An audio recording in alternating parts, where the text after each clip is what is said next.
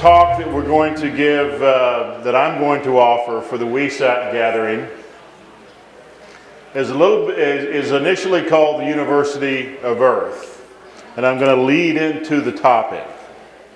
So I have a few opening questions. All of us have children or a lot of us have children, and many of us have put our children and students through university. How many of you have put a child through university? How many of you have put yourself through university? So the question I want to ask is, why? Why did you put your children through university? Why did you go to university? What did you expect? Someone want to offer that? Job. A job? Higher learning, better life? Growth, expansion, better quality of life, purpose, higher frequency. So that worked out perfect. So what is expected of a student to graduate? Will someone tell me what attributes are required, what principles? Diligence, study, what else? Being there. What else? Sorry? Focus. Discipline. That's the one we were looking for. Absolutely. Effort, study, graduation is you want them to graduate. So how many of you, by show of hands, are students or teachers? How many of you are students or teachers? So it looks like a few people are raising their hand. Well, the answer is all of you. All of you are students. All of us are students. All of us are teachers. And where do we go to school? The University of Earth. The University of Duality. And the tassel is worth the hassle. Even if a lot of work and challenge is required. And so that leads me into the next slide. And again, this is a topic that Graham and I have spoken about and agreed on. We are here to learn how to be responsible creators. All of us attend the University of Polarity, the University of Duality, to learn how to be better people. To learn about consciousness and to be responsible creators. Yes, would you agree with that? Yes. Life is beautiful, yes? Would you agree with that? But it's full of challenges that require efforts. Would you agree with that? Yes.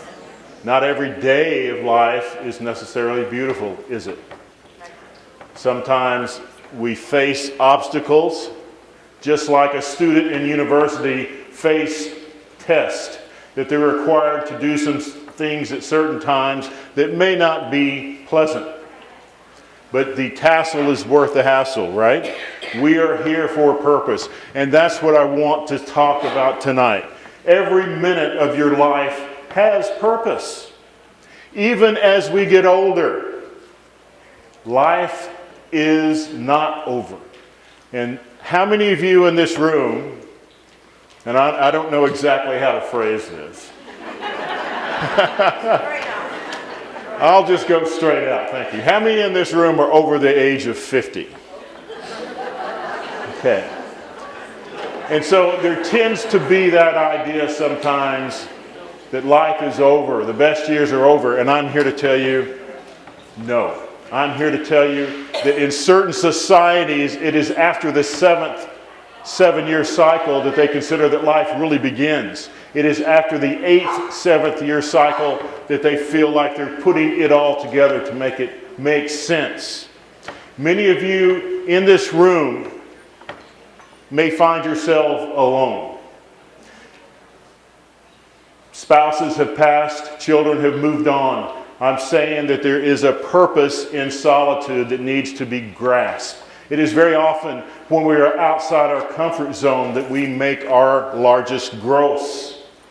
Edgar Casey said that master souls, every third or fourth lifetime, choose to be alone. Choose to be alone. Because when you're alone, it's tough. And you can't necessarily find a shoulder to lean on. You have to face yourself. But that is the mark of mastery. So that is a great purpose. Challenges are curriculum in the University of Earth that we have chosen.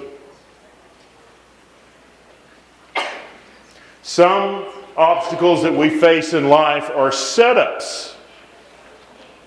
And there is a great professor in the University of Earth, and his name is Cause and Effect. And he makes house calls. And that is another great way that we learn. And then, of course, Forrest Gump, a great master, a walking master, made the statement, life is like a box of chocolates. You never know what you're going to get. And that's true to a certain degree. We said that life is beautiful, but we also said life is full of challenges because we're students. Life can be very difficult, and that is a great truth, but it is through facing your challenges that you grow. It is through facing your obstacles that you transcend them. You can't put your head in the sand. You can't pretend they don't exist. And so many times, people get the idea that through positive thinking, you can make something disappear. Well, guess what? If you, in your higher self, scripted a certain challenge, you're not going to wish it away. You're going to face it because that's what you chose in the Duality University, the University of Earth. Certain challenges cannot be wished away, for these are life setups that you have put together, that you have scripted. Does that make sense? And a lot of these take place at this point in our age. And so I asked Michael Firewall to give a poem, to write some beautiful words about one of the biggest problems that people face when they reach our age, and that is the misconception that the best years are over, that they are not here with purpose anymore. And I tell you that you have purpose here. I spent 33 years working in a job that I thought was not right for my life. I was a geologist and an engineer. I worked all over the world, and I had my spiritual awakening in Brazil in 1978. I was working on the banks of the Amazon River, and a German man gave me a book. His name was Rudy, and he gave me a book called There Is a River, written by Thomas Suger. It's the biography of Edgar Casey. And sitting on the banks of the Amazon, 300 miles north of Manaus. How many have been to Manaus? It's where the Rio Negro and the Rio Amazonas come together, and it's a magical place. And I was there. I was 24, 25 years old, right out of school. I was the only American on the location, and one other German, and he gave me this book. And in the daytime, the Amazon was amazing. It was 13 kilometers wide. And it rained twice a day like clockwork. And right after the morning rain, all of this grass would come out of the jungle, and it would look like you could walk across it. Just amazing. And there were no mosquitoes. In the daytime, it was a lush, lush energy. And then it would rain again in the afternoon, and these amazing fish would come up. Purple dolphins. Stunning. I didn't even know they were in the Amazon, but the Amazon was 13 kilometers wide and 100 meters deep. I mean, it's an amazing river, and I had a grand opportunity to be there. And at night, the mosquitoes were suddenly everywhere. You never saw them in the daytime. At night, you could actually move your arm like this and feel the resistance. And it was stunning. So I did the smart thing, and I never left my cabin at night. And I would read, and I read this book cover to cover in 18 hours. And it changed my life. And it was the biography of Edgar Casey that spoke about the spiritual purpose that we had and why we were here. It talked about the law of reincarnation and about the laws of cause and effect, and it changed my life in a profound way. And he talks about the purpose of life, the reason we come here. Now, Edgar Casey, how many of you are really familiar with Edgar Casey? Raise your hand. How many are not? And he is absolutely stunning. And at that point, I became absolutely engrossed. I had been a born-again Baptist from Arkansas up until I read Edgar Casey, and then I became a metaphysician to the chagrin of my family, and they all still pray for me. But I woke into a different awareness than what most of my family were accustomed to. And up until a few years ago, they were still proud of me. I was an engineer, I was a geologist, I had been around the world. And I never quit. You know, after I read Casey, I wanted to quit and move to India and join an ashram, but I never did. And had I have done that, I wouldn't be able to do what I do now, because I was able to visit 90 countries, circumnavigate the globe, learn different cultures, learn what it was like to be a foreigner, learn what it was like to be a minority. I lived in Africa for 6 years. I experienced 3 coups d'etats. My wife and I were caught up in the middle of a revolution. Anne and my son were rescued by the French Foreign Legion. We hid in our house while this town was burnt down. I was in Venezuela when Hugo Chavez made his first coup attempt and failed. We heard the gunfire. And so we were in a lot of different situations, but I learned what it was like to be a citizen of the world. I learned what it was like to learn a different culture, a different viewpoint. And that was a great, great lesson for me in my life. It was uncomfortable to be a foreigner. You live outside of your comfort zone, but you understand that we live on a planet and not a country. And there's so many people that just get isolated into one location. And so we do live in a planet, and there are a lot of things happening. And some of our greatest growth, and this is my point, is when we are outside of our comfort zone. We grow best, generally speaking, when it doesn't feel easy. You've heard the statement, nothing easy is worthwhile. Well, whether or not that's true, a lot of things that are easy are lovely. But I spent my entire life waiting for this time that I'm in now. I feel like what I do now is what I've always wanted to do, but I spent 33 years as a foreigner. And I can tell you that American citizens aren't particularly popular outside the United States. And my problem was I always looked like an American. I couldn't blend in. I had that distinctive look. And believe me, when you're hiding in a coup d'etat, you know, that's not the best thing in the world to know that you're going to be the first hostage they come after. But we lived in some remarkable circumstances. We got rescued by the French Foreign Legion. I got put in jail in Angola. And that's a story for another day. But basically was arrested for being the wrong nationality and looking like an American. And fortunately, I spoke Portuguese, and I was able to talk my way out of being put into that prison for the night. And if you want, I'll tell you the rest of that story tomorrow, but I've got a lot of information I want to cover. That's an interesting story.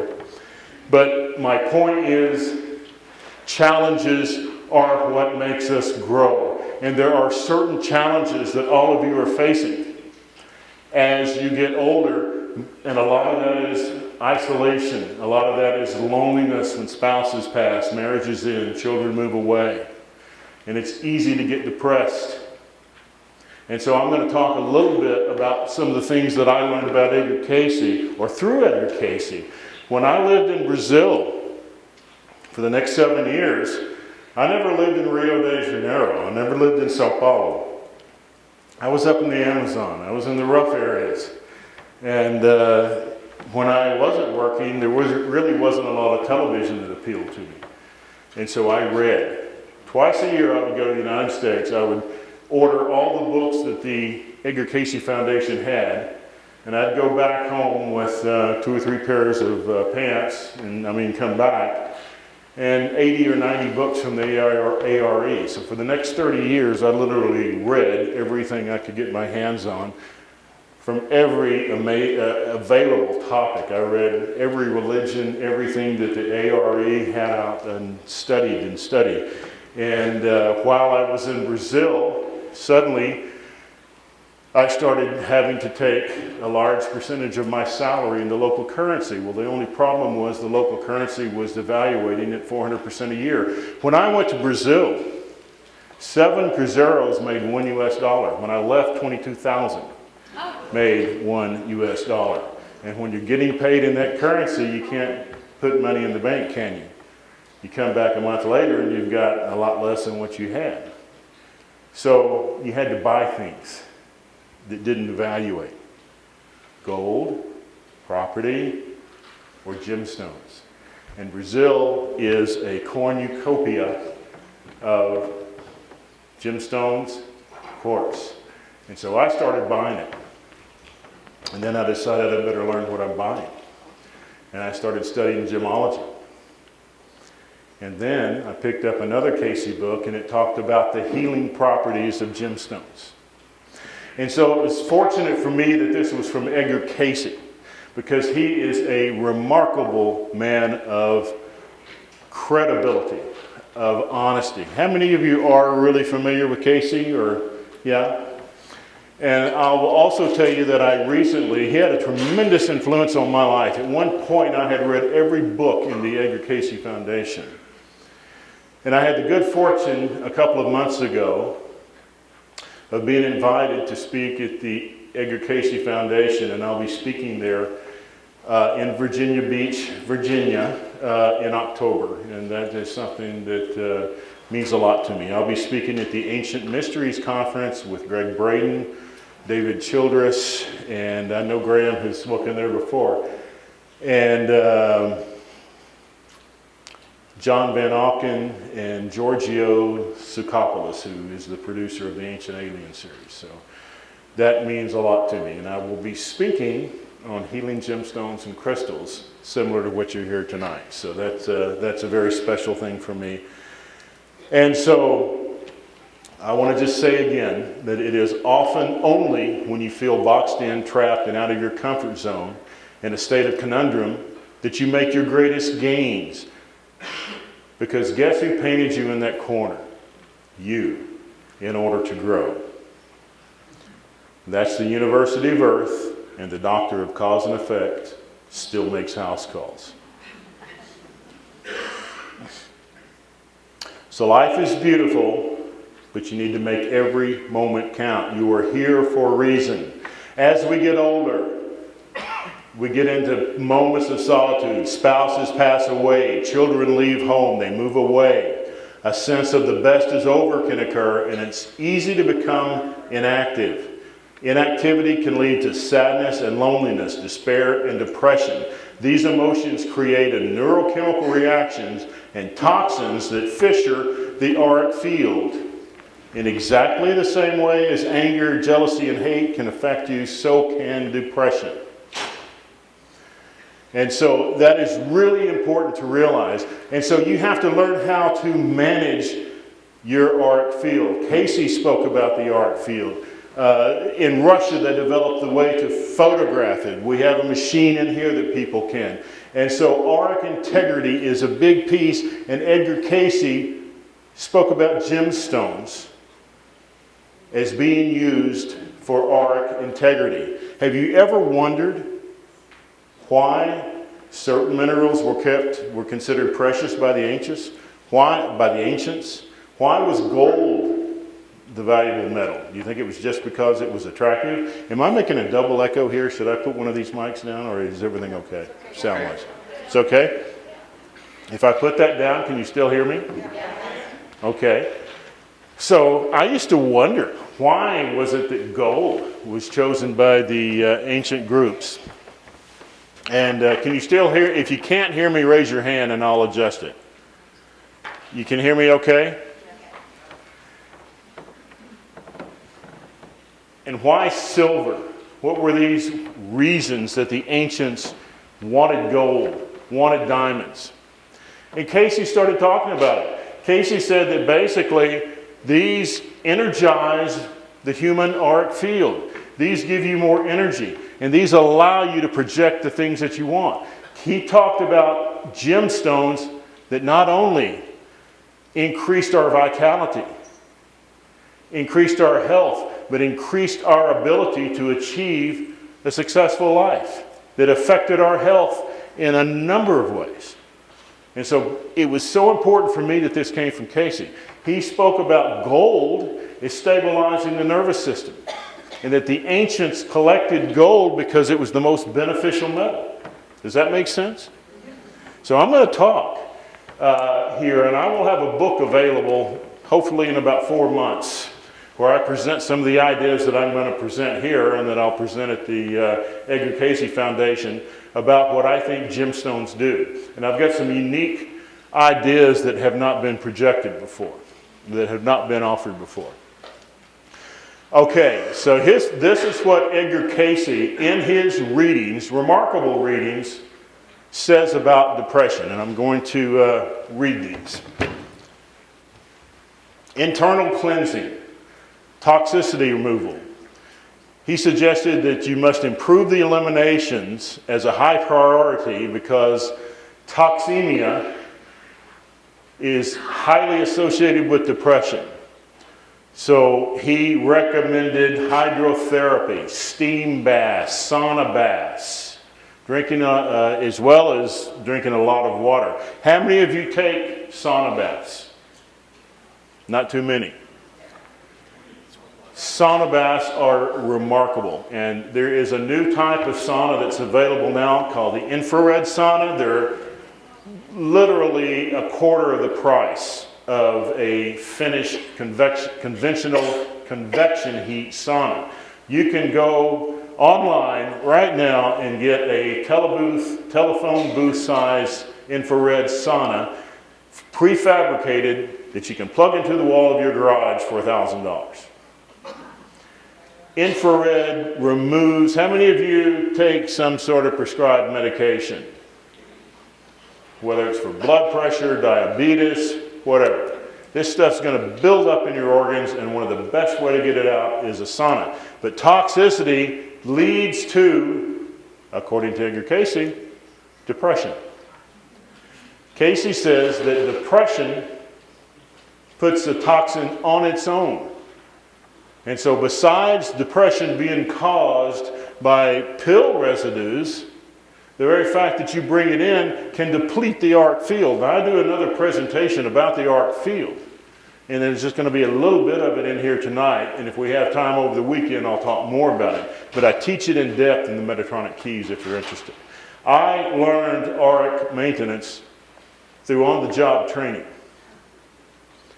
I lived in Africa through revolutions. I lived in Brazil when I was getting psychically attacked by witch doctors. And I didn't know how to handle it. But I learned how that stuff works.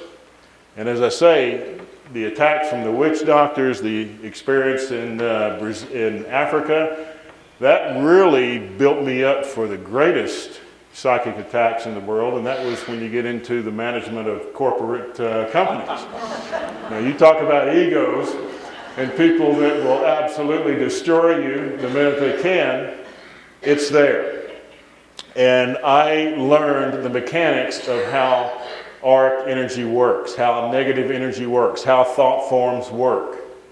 And I teach that in the Metatronic Keys, but I lived it. And it wasn't fun. And I would go to my office in Africa and find a circle, 2 cross feathers and a circle of dirt. And somebody had put a voodoo deal on me for whatever reason. And you learn how to deal with those. And those things are real. Thought forms are real. And there's an easy way to reject that. And how many of you have read the Carlos Castaneda series of books? They're brilliant. They talk about a man of knowledge in what way? How does Castaneda describe a man of knowledge? Somebody want to tell me? Bruce?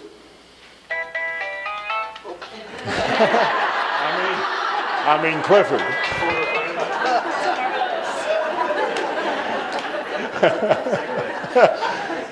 Castaneda, or Don Juan, described a man of knowledge as a luminous egg. Do you remember that? Yeah? How many of you remember that? What is a luminous egg? I'll be right out. Would that be an auric field? I'll be right out. Would that be what an aura looks like? And so a lot of what he taught in that shamanic series tied in with what Charles Leadbeater of the Theosophic Society, and who's probably the best source of author on auric integrity that has ever existed. And he died in 1910. Brilliant information. And so I studied the aura quite a bit and then learned how to deal with these. So Casey said that depression, and this is the point that I want to make, depression puts out chemicals in the bloodstream just like anger, and it will deplete your auric field. And when you have holes in your auric field, you bleed energy, and that can create on its own depression. When you are taking medications that you don't eliminate, that can cause depression. When you get into a mindset that you're all alone, that life is over, that can cause depression and cause you to go into a downward spiral. And you have to learn how to handle that, because you're here for a purpose. You are not here as just a residue. You are not here at this age of your life without purpose. Some of the greatest gains you can make in your life now occur at later ages. And we are here to be responsible creators. And so I'm going to talk about things that you can do to avoid depression, and gemstones that help to do it, and certain crystals that you can use with a scientific basis to strengthen your auric field. Has it ever occurred to you that the Pope and the Pharaoh and the czars of Russia all wore the same type of stone? Lapis, lazuli, and amethyst. All three of them wore lapis lazuli and amethyst. Edgar Casey recommended lapis lazuli more than any other gemstone. He didn't recommend the diamond the most. He didn't recommend the ruby the most. He recommended in his readings the lapis lazuli more than any other stone. Lapis lazuli is not expensive. It is a conglomerate crystal that he recommended that you wear primarily as a pendant, and that it contains pyrite.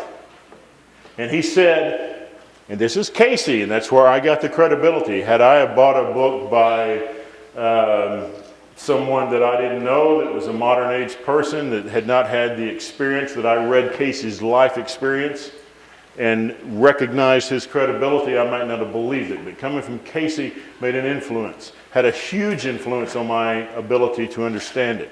But he recommended lapis lazuli as protecting the auric field, offering psychic projection, and also opening the pineal gland, allowing for psychic vision.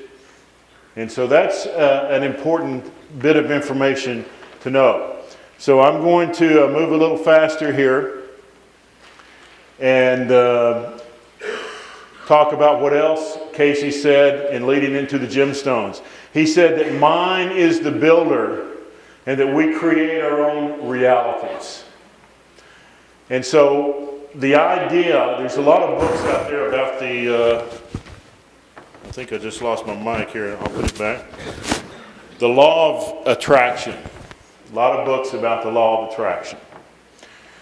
What I think of the law of attraction is basically that like thoughts have the same vibration and attract one another.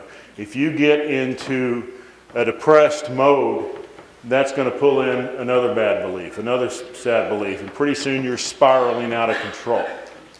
And so we have to learn how to monitor our thoughts in avoiding depression. The more you think about one topic, it attracts another of the same electrical vibration. Does that make sense? There are certain gemstones, according to Edgar Casey, that help you avoid that mindset, that help you avoid having an auric field that is depleted.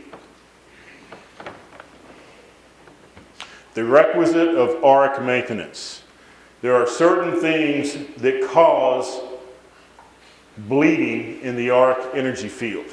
And in all the books about shamanism, all the books that teach things, including the work of Charles Leadbeater of the UK Theosophical Society at the time of Helen Blavatsky and Annie Besant, he has written 5 brilliant books that I think are among the best of them. And they say that if you have a hole in your auric field, you bleed energy. What I contend, what I propose to you, is that the etheric body that surrounds you is the body that you use outside of the physical realm. That part of that etheric body exists on the other side of the torus. That is the part of you that exists in the field that we think of as the angelic field, what others might think of as dark matter. Where is it that we go when we sleep? Where do we go when we take ayahuasca? Is there another body form that you have when you work in the visionary world? There is. And it is the auric body that works into the Merconic light body. Shamans have always known this. And when you learn how to maintain the integrity of that electromagnetic field, you gain energy. And when you deal with depression, when you deal with weakness, you create short circuits because there is an electrical function that takes place in this etheric body. And no one teaches us how to handle this. Only the ancient shamanic schools. And there are certain things that I believe, through a life of experience, lead to auric fishery. And I'm going to list them here. Emotional lows create holes in the auric field. The law of attraction, when you start thinking a negative thought, it's going to pull another negative thought in. Unconscious thought drift, when you just don't control what comes in, can lead into these emotional lows. There are other non-emotional causes of auric fissuring, and one of them is air travel. When you travel long, great flights, and believe me, I have. There were times when I was working in India for 3 weeks, and then I'd come back to Venezuela, and then I'd go over here, and it absolutely affects your auric field. My theory on that is supported by some of the research that I've done, but I'm not talking necessarily about a 3-hour flight. But when you make 14, 15-hour flights, you are above the level of the stratosphere that occurs at 30,000 feet, and that is where the Schumann resonance occurs. NASA has discovered, and by the way, is Richard here? Yeah, Richard Hoagland. NASA has discovered that they needed to put Hertzian generators into the space shuttle, into the space stations, in order to regulate the organ function of the human body. The human theta brainwave is at 7.87 hertz, and that is what they put these ionic generators in the NASA space station. They found that when people were above the stratosphere, in outer space, or in these space travels, their organ function went off. They have discovered that airline pilots live 15 years less than the standard person, that airline professionals, even stewardesses that work for 15 to 20 years, are far more likely to die 10, 15 years earlier. They have found that long-distance flights can enlarge the heart because you're above the Schumann resonance. The Earth puts out an anionic charge on the level of the Earth, and it has a positive charge at the level of the stratosphere. In between there is called the Schumann resonance. That's where all of our lightning come from, but our bodies adjust to that. So when we get outside of that, it disrupts us. That's why you have jet lag. That's why if you travel too much, you can weaken your aura. And there are certain things you can do about it. There are certain things I'm going to talk about. but there is a mechanical differentiation that can occur when your energy inside your auric field is disruptive. Now, about the depression thing, I just want to add one more point, then I'm going to go into gemstones that I think absolutely strengthen this energetic field, and I'm going to talk about why I think the ancients always used gemstones, and they did. And at the beginning of this, I mentioned why was it that the diamond was chosen? Why was it that the popes wore lapis and they wore amethyst? And I'm going to talk about that just in a second. But a piece of this is about mental attitude. So I want to read this quote. When nothing makes you happy, you will have made a quantum leap. You were here to learn to create, and creating self-love and happiness is part of the University of Duality course. In other words, in mastery, you can maintain the frequency of happiness and love simply through intent and not depend on an external event to make you feel happy. You understand what I'm saying? When nothing makes you happy, you've made a quantum leap. Very often in our life, we determine or we depend on outside situations, on third parties, second parties, to give us our happiness. And then when we get alone in life later, we just feel isolated and without purpose, and that in itself leads us into this depression. And we have to learn how to create our happiness. When nothing makes you happy, you have made a quantum leap. In other words, happiness is a learned art. It is the acquired frequency that we learn how to do. Have you ever noticed how the Tibetan monks, the Tibetan lamas, always seem to have that childlike view of life where nothing really drug them down and they could laugh? And that is an art. And that is what we have to learn to do as we get older. This is, I had a graphic artist draw this. This is what I believe the intact crystalline body looks like. And I have spent a lifetime exploring consciousness. I have fasted for extended periods 7 times in my life. I have taken ayahuasca. I have taken LSD. I have taken, there is no consciousness expanding plant that I have not taken. And I never did it recreationally. And as those of you that have heard me talk before, if you think you can recreationally take ayahuasca, I beg to differ. It ain't fun. And you face yourself and go through your own judgment, and you come out of there absolutely laden with an awareness of the mistakes that you're making in your life, and it's not fun. It needs to, I will add with that, you need to take extreme caution on how you do it, on who you do it with.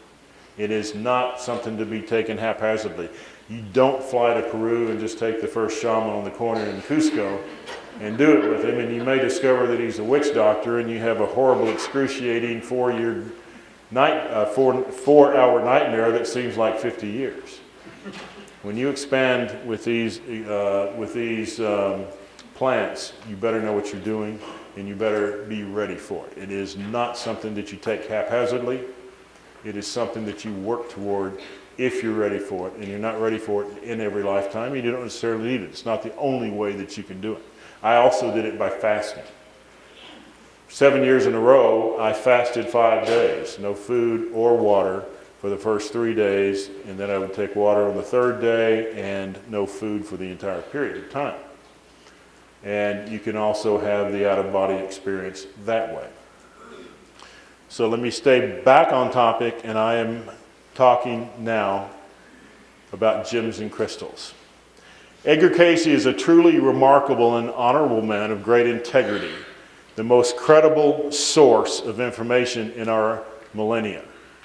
And Edgar Casey said this: "We find that the crystal and gemstone has a helpful influence if carried or worn about the body, not as an omen, not merely as a good luck piece or good luck charm, but rather the source of those vibrations that are needed as helpful influences for the entity and are well to be kept close to the body. And this is from reading 2285. And Casey is remarkable. So he's saying here that these vibrations help attune the particle accelerators that we have that we call chakras. And they are what creates our etheric body. And when we keep those in line and we're able to carry greater energy inside those, a lot of things happen. The reason women live longer than men is because they wear gemstones. Gemstones are energy generators. They are not vanities. They are, if you're buying a gemstone as a cosmetic, buy the fake stuff. But the ancients knew this. The ancients knew that gemstones put out a coherent light, that they were energy generators, and they wore them to increase their ability to manifest light in the duality planes. They understood that certain levels of thought create reality. That when you can get theta thought operating through the pineal, you can manifest reality. And that when you can keep your electromagnetic field, and now it's the crystal electromagnetic field, intact, you could carry greater energy. And they understood that you could dominate certain situations and you could repel certain negativities when your auric field is intact. And so there was a science behind this. And Edgar Casey talks about it. And so I'm going to talk now for the next few moments about the healing power of gems and crystals and how these play a role in keeping your auric field intact and helping you to achieve what you need to achieve in the last years on the planet. You don't quit. You don't say that now I'm 70 years old, I'm just going to try to get a couple more years. You're here for a purpose. And part of the purpose that's happening now is that we need on the planet light workers, earth keepers to help change the earth. There are a lot of things that need to be done on the planet. And you need to be healthy and you need to be working toward highest good. Let's unify. Let's bring about peace. Because there are so many people on the planet that say everything happens the way it's meant to happen. And I say that's wrong. I say that if things happen the way they were meant to happen the first time around, we wouldn't need to reincarnate, would we? We would not reincarnate if we got it right the first time. We live in an omniverse, and we choose the reality that we experience. And when we have enough people creating a positive world, it will happen. Until then, it won't necessarily. Does that make sense? Yes. Edgar Casey was a man of remarkable integrity. Of all of his readings, those of medical and spiritual topics stand out as truly astonishing. He clearly stated repeatedly that the use of gems, minerals, and certain metals is not folklore, but rather a forgotten science that can benefit health, emotional, mental, and spiritual development, and was used by the ancients. And here is a direct quote from a reading. Do not take this as a superstition or a good luck charm, but if the entity will wear about its person or in its pocket a metal that is carbon steel, preferably in the groin pocket, it will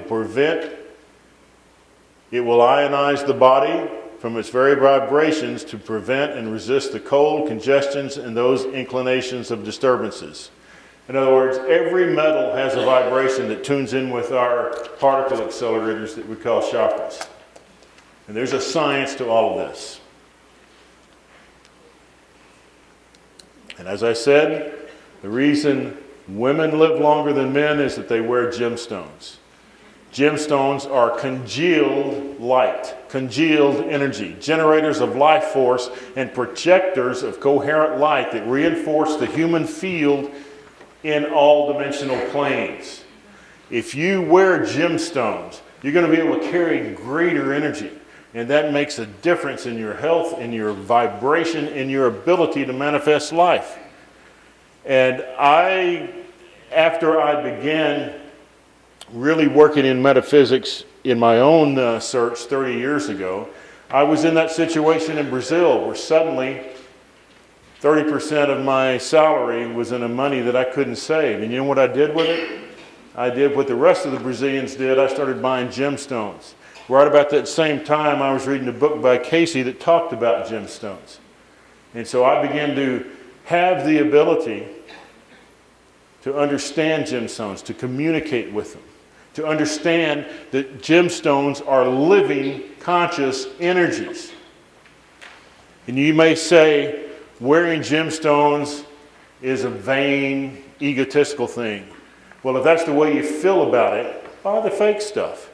These are tools that can increase your health, improve your health, and create an auric field shield that is incredible.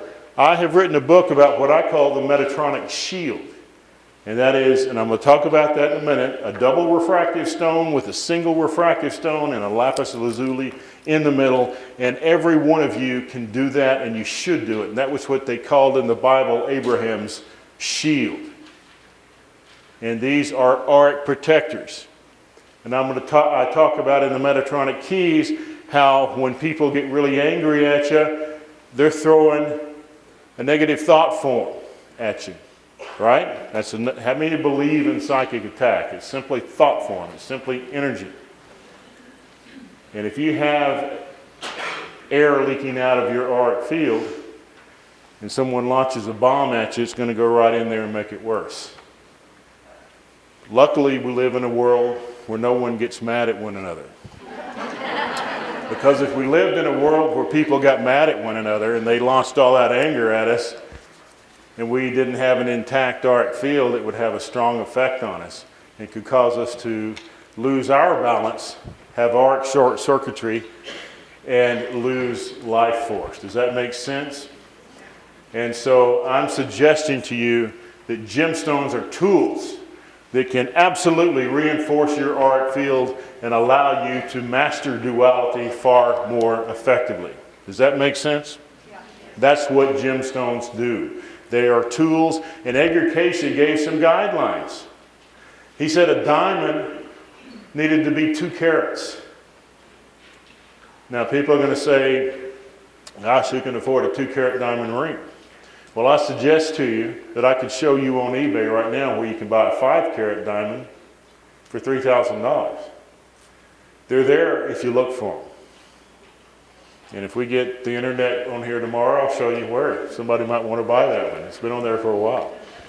I'm saying that certain gemstones reinforce your field, and if you communicate with a living consciousness that lives inside a crystal, you can bring them to you. And these are powerful tools. So I'm going to speed it up a little bit. They are living vibrational energy, according to Casey. The ancients knew this. This is why they collected turquoise and other things, certain metals. Casey suggested that there is an ideal gemstone, mineral, and metal for each individual that will help them attune and associate and balance the mental forces, the emotional forces, and the physical forces. That these are tuning forks. Tuning forks. And so when we learn auric maintenance, gemstones are big tools. They are light generators. They are vibrational tuning forks. So these are just readings, and I'm going to move a little bit faster now. But these are absolutely tools that we should use. And so I've developed something called a metatronic shield that ties in with what Casey talks about. But I just want to show to you that Casey has reading after reading after reading where he recommends certain gemstones. The gemstone that he recommended more than any other, and I'm going to move a little faster here, he recommended gold and silver, gemstones, for the very elements of the body through which spirit and mind manifest are atomic in their nature. Hence, so are the elements of the stone indicated that partake of most of the elements that are born to a man of great influence or power because of the representation in the body. In other words, what he's saying is that if you put certain gemstones inside your auric field, it increases the energy vibration within them. And when you carry a large energy field, you are able to manifest your reality more effectively in duality. Have you ever noticed that when you go to certain places of power, just the great energy that seems to be there, and that certain ancient peoples would go to those places not to live but to pray? Maybe that's because there's more life force that exists within those places, and that when you can get theta coherency going, you can manifest your reality more effectively. I suggest to you that if you wear the right gemstones, just as Casey said, you have batteries that allow you to manifest your reality more effectively if you maintain this capacitor, this magnetosphere, effectively. If you learn how to do that. Does that make sense? Are you following me? Yeah. Does anyone have any questions just real quick? Okay, I'll move on. Casey mentioned that all of these metals were beneficial. Platinum, gold, palladium, carbon steel, brass, and copper.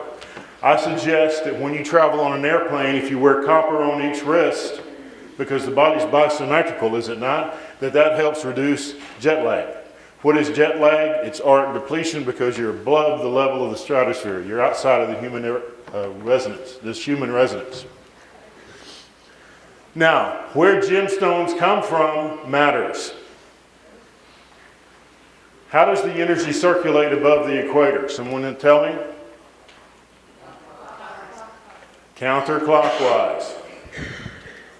And isn't it interesting that many of the Native Americans walk around counterclockwise in their ceremony above the equator and clockwise below the equator, the same way water drains out of a sink.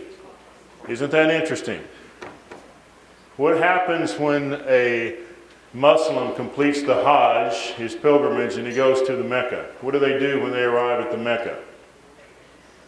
They circle the Mecca 7 times counterclockwise, which is exactly what many Native Americans do of the medicine wheel. Do the same thing below the equator, except they go clockwise. Isn't that interesting? So certain gemstones take on the energies of where they're from. Now, I have developed this idea. My book will be coming out fairly soon.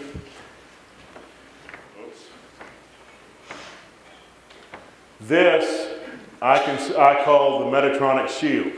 And I think this is what they were talking about in the Bible, on the Abraham shield. Lapis lazuli right here, and I'm going to talk more about lapis in a minute. And then a double refractive and a single refractive stone. I'll talk more about this. But that basic component of the metatronic shield is a lapis lazuli, recommended by Edgar Casey, more than any other gemstone. And it does not cost a lot of money.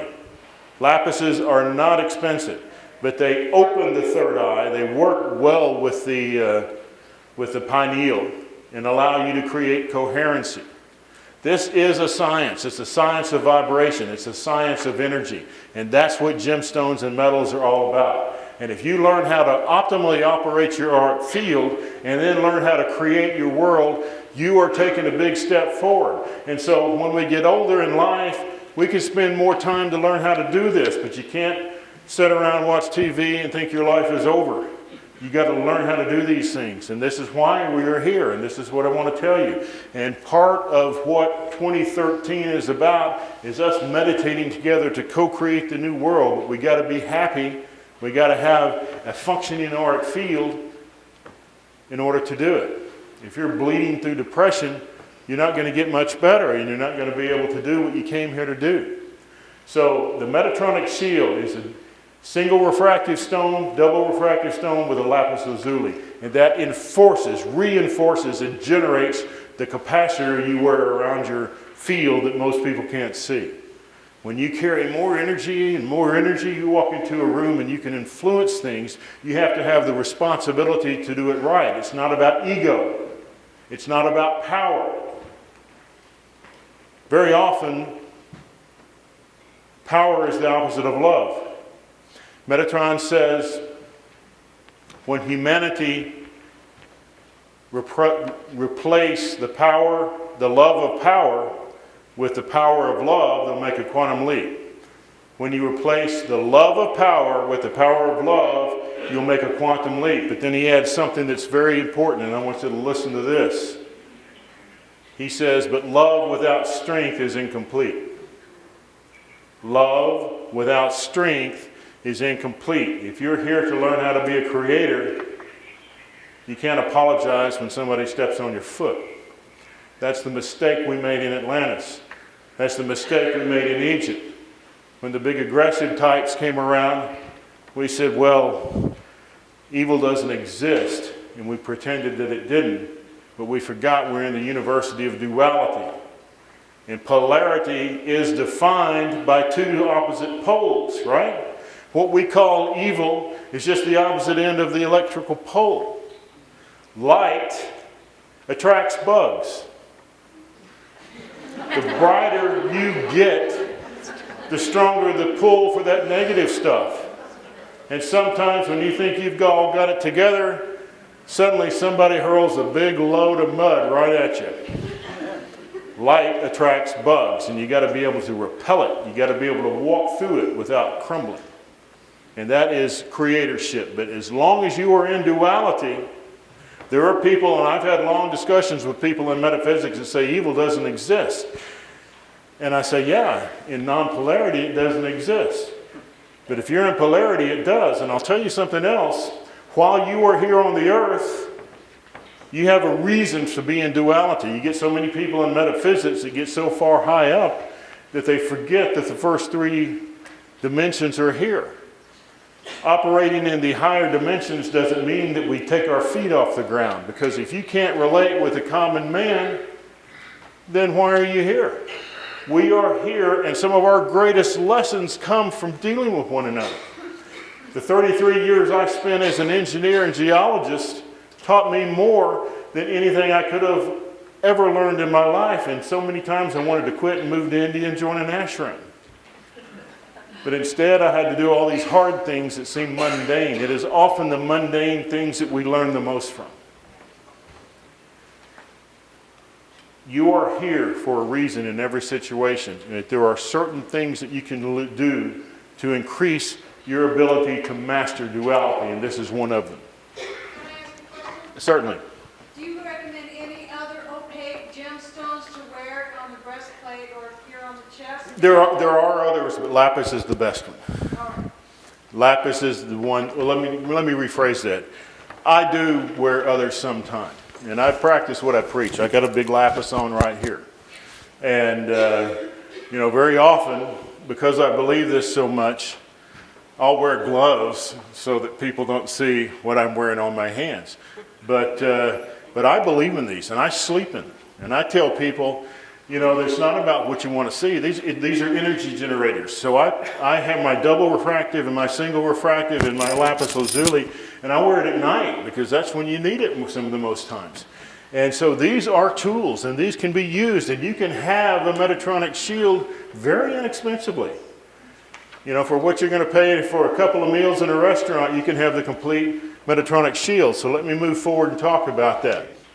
And so just briefly, I want to talk about 5 crystals and gems as generators of coherent light. Coherent light is a different type of light that comes from the sun. And I will talk in the Aquarian radiation about some things that Dr. Luc Montagnier, who is a Nobel Prize winner, showed what could happen with coherent light and theta vibration. It's fascinating, but Marcel Vogel always talked about the energy of coherent light. Casey also talks about gemstones creating coherent light, and that is a key piece of the metatronic shield. Gemstones create a laser-like light. Our sunlight is incoherent. Lasers are what create coherent light. And what was the first laser? Light passed through what? A ruby. A ruby. Gemstones produce coherent light, and that is why they are valuable. Certain ones are opaque, and they are more vibrational, like the lapis lazuli. Vogel crystals are incredible complements of gemstones. They work on the mental level. I'm going to talk a lot more about that in a few minutes, but Marcel Vogel developed these at a 51-degree angles. Vogel crystals are thought amplifiers. They're not for everybody, but they are for people that want to learn how to create or amplify noble purpose. You can use Vogel crystals for healing, your own auric field. You can use them for a number of purposes, and I'll talk more about that in a few minutes. But they create coherent energy light, just as gemstones do. Now, just as a very brief mention, gemstones absolutely create a vibration that is musical in nature. And this is a news clipping that I had a few years ago. You can see this, and I'm going to read it. Gems, pulse, frequencies, and geometric codes. Gems and crystals are highly organized in a geometric molecular matrix. The matrix is crystalline, highly programmable, highly conscious. And then it says here, twinkling in the sky is a diamond star of 10 billion trillion carats that astronomers have discovered. The cosmic diamond is a chunk of crystallized carbon 4,000 kilometers across, some 50 light years from the Earth. Imagine that, a diamond 4,000 kilometers across. Did you see that on eBay? Way too big for a pendant.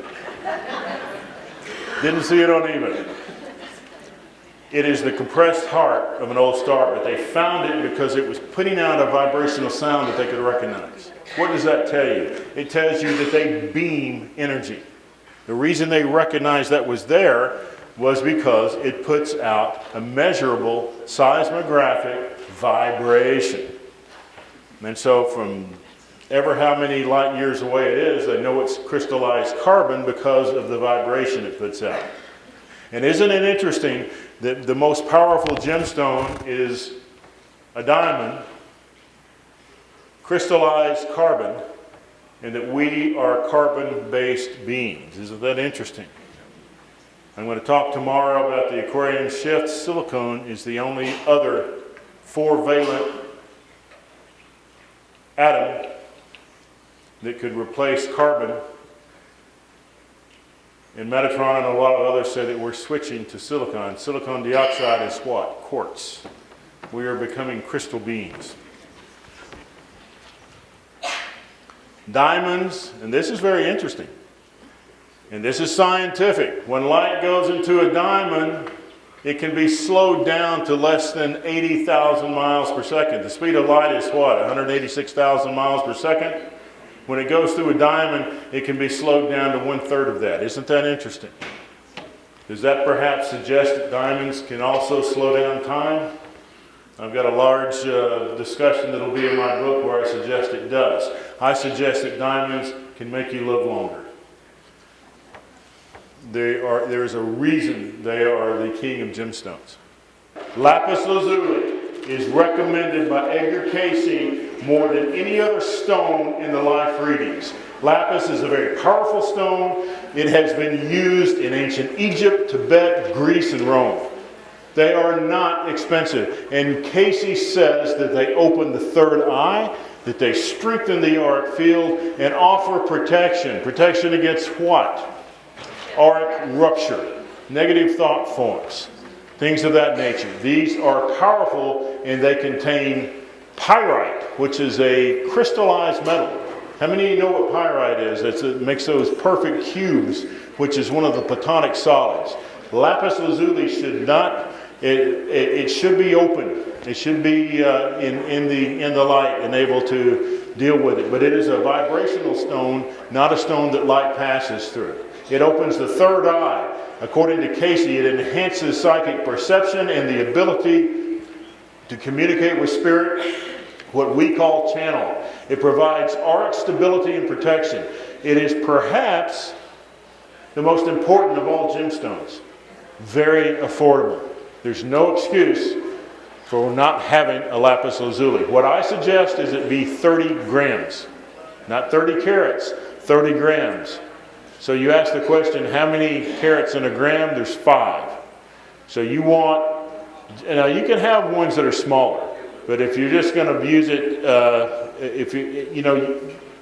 lapis lazuli is so inexpensive, you can have a variety of different types. I've got one here that weighs 100 grams. It's 300 carats. And, okay, I walk with a hump and I lean over forward, but I'm not getting psychically attacked. No, they are not expensive. They primarily come from Afghanistan, the Himalayas, and Chile. The ones from Chile have a little bit different vibration than the ones from Afghanistan. And they're very wonderful gemstones.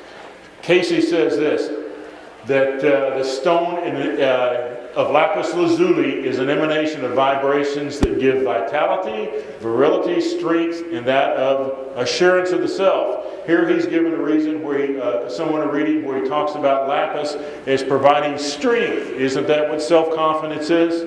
It provides a vibration that gives strength, and that's from reading documented 1981-1.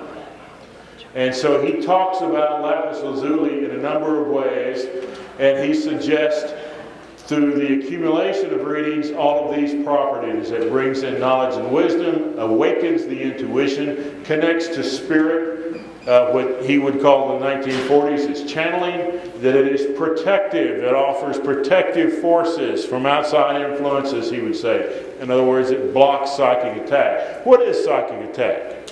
When you get angry at somebody and you let your temper flow, you've just sent out an energy that's going to knock them into stumble. You know, when if you read the Castaneda stuff, he talks about being attacked by other brujos where it would attach you right in the stomach. It's generally right in the stomach where you see that energy. And I spent years living in South America and Africa where I dealt with that, and I learned it through on-the-job training where I came out on the bad end of these things.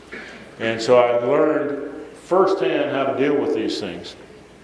And lapis lazuli is a very powerful tool, very inexpensive, and should be worn. You should wear a lapis lazuli all the time, according to Casey and according to what I believe. And I walk my talk. I wear a lapis lazuli all the time, and I have for 20 years.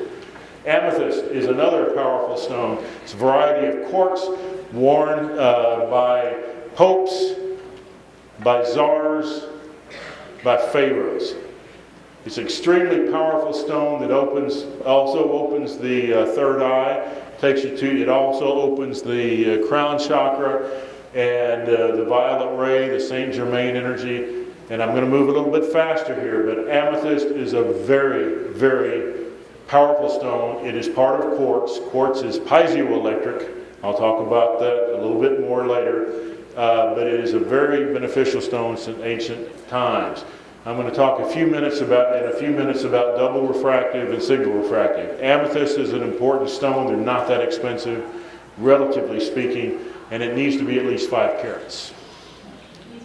It needs to be at least 5 carats. If you can get one into 15 to 20 carats and they're affordable, that's the good thing to do. There is a ton of lab-created gemstones on the market these days, and you've got to be very careful. So when you ask a jeweler, is this a real amethyst? He can legitimately tell you, yes, it is, even though it's lab-created. Lab-created gemstones don't have the same energy. Lab-created diamonds and emeralds don't have the same energy. They were not created millions of years in the pressure of the earth. So you ask, is this an earth-mined stone? Is it a natural earth-mined stone? Because it may be the same chemical properties, the same chemical formula as one created in a lab, but it does not have the same energy. Emerald. Emerald was recommended by Edgar Casey more than any other stone for healing. Emerald is a variety of beryl.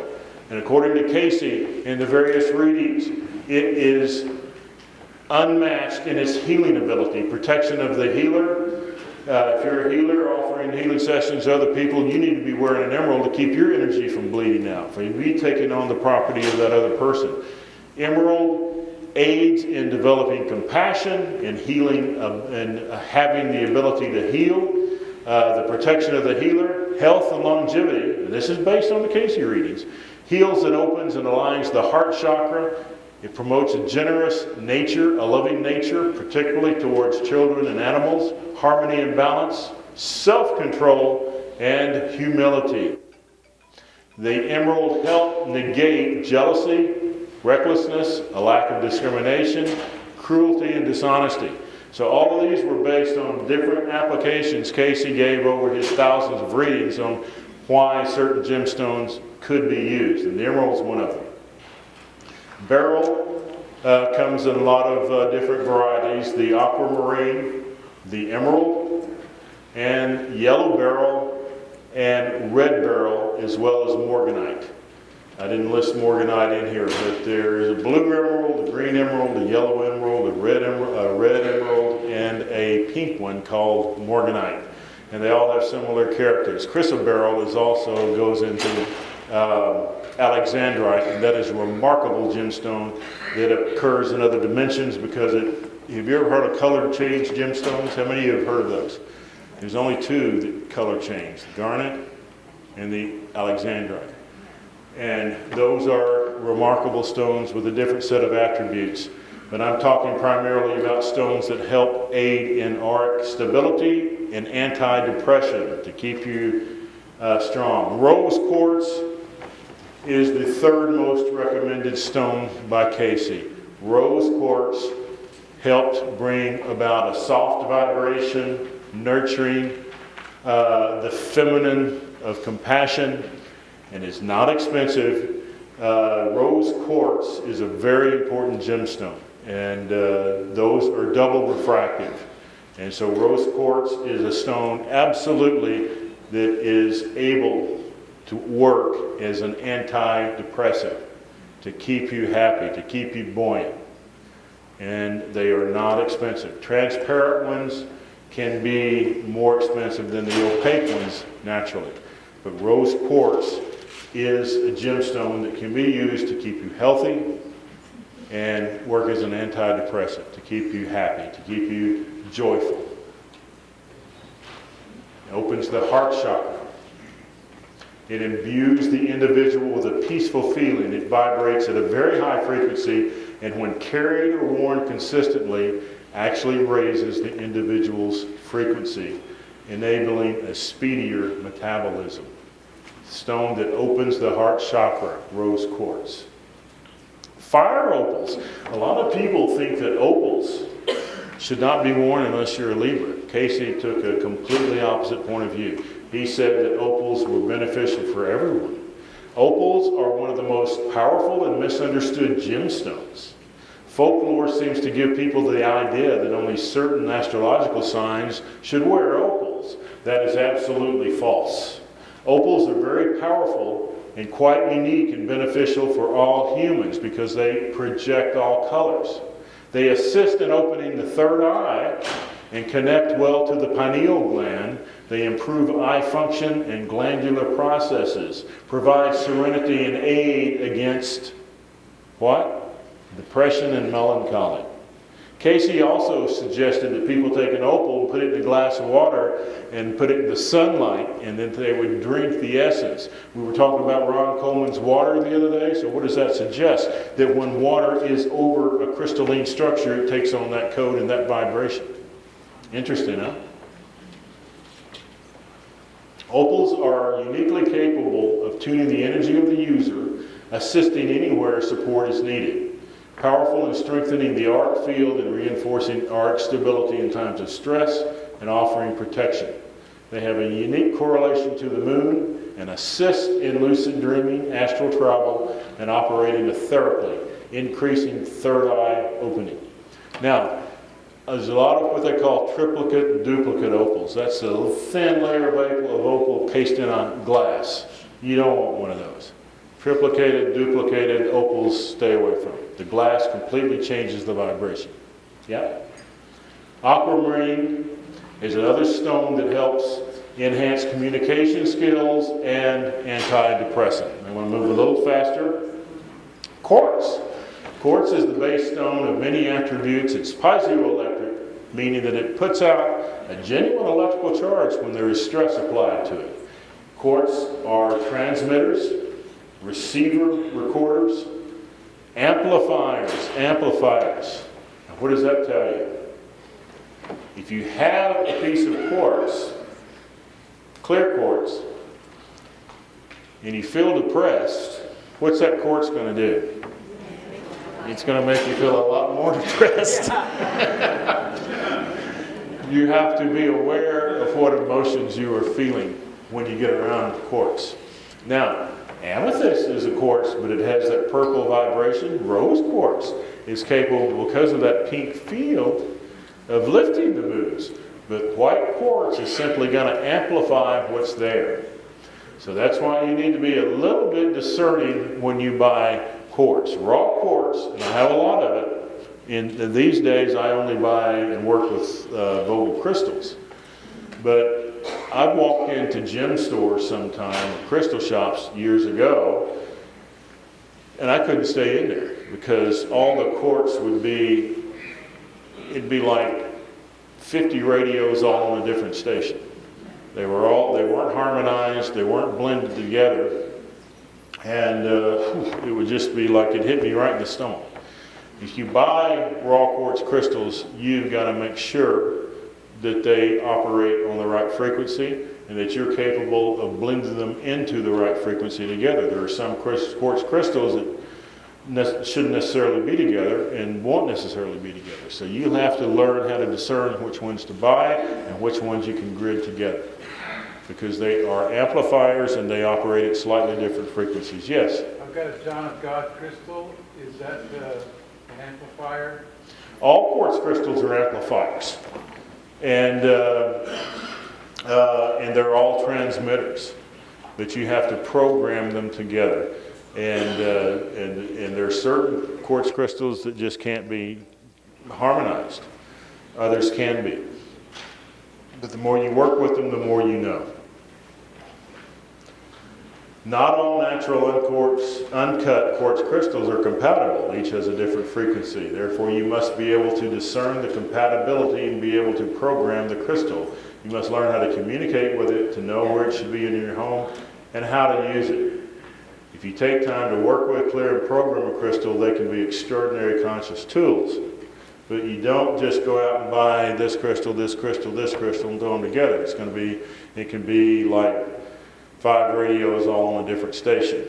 You know, we saw that diamond putting out that energy vibe that can be picked up. If you don't have raw quartz crystals that can harmonize together, it's just, again, you've got 5 radios all at once. One's playing classical, one's playing country, one's playing rap, and one's playing Christian. And they're all playing at the same time, and it's too much. Garnet. Garnet is one of only 3 single refractive stones on the planet. It is an extremely beneficial stone, and it comes in a variety of types and colors, including golden yellow, green, orange, red, and burgundy. It is a strength-giving stone. But green garnets also offer some of the attributes that you get from a green emerald.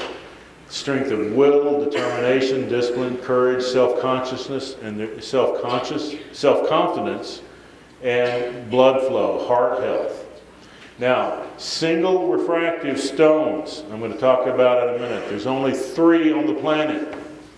Only 3. Single refractive means that the light comes in and it comes straight through. And double refractive means the light gets bent and comes out at a 90-degree angle. One of them works on the inner world, the other one works in the physical world. There are only 3 single refractive stones on the planet: the diamond, the garnet, and the spinel. I suggest to you that the metatronic shield is a single refractive stone on the left hand and a double refractive stone on the right hand. What is a double refractive stone? Everything else. Everything else. Garnet is an excellent substitute for a diamond in the single refractive part of the metatronic shield. Notation points for gems. Almost all colored stones are heat treated. Guess what? It doesn't hurt them. It does not hurt them. Glass filling. They've now got a technology to inject glass into diamonds and rubies. Hurts them. Breaks up the circuitry. When you buy a ruby, these mahalo rubies they sell on jewelry television, and they're glass filled, and diamonds that are natural diamonds that are glass filled to hide the inclusion, it affects the circuitry. It's like putting a breaker in between the powerful. You're better to keep the inclusions. You know, you're putting Botox into a diamond or something, and it's messing it up. Don't get glass filled or inclusion stones, inclusion treated stones. Topographic coating. You ever seen a pink topaz? That's a white topaz with a pink coating. That doesn't hurt it. It's okay. There's 3 gemstones on the planet that are piezoelectric. Quartz, topaz, and what's the third one? Tourmaline. Piezoelectric is a tremendous quality. Lapis lazuli and a piezoelectric stone, if you're under pressure, if you're under stress, that's what you want to have. I had an attorney once ask me what should she wear in a really tense situation when she was having a court thing, and I told her lapis lazuli or quartz or tourmaline. Piezoelectric. All gemstones possess a crystalline structure. Crystalline structures collect, focus, and emit electromagnetic energy. So all, and I'm moving through this a little quicker, all gemstones are a derivative of the Platonic solids. You see these on the slide there? Platonic solids are very, very important crystalline structures. They are the crystalline building blocks of our world, of our body. Sacred geometry is the fabric of reality and of our etheric vehicle, the Merkana. The crystalline light body is the Merkana. Gemstones project the Platonic solids, and this is what Metatron tells me. Carrying and communicating in coherent light as a prerequisite of Merkana, crystalline light body, clarity. The requisites include the essence of the 3 pre-builds. An intact Auric field in 13-20-33 circuitry. I teach that in the Metatronic Keys class. We've got a few DVDs in there. It's a 5-hour class. It's a 5 or 6 hour lecture.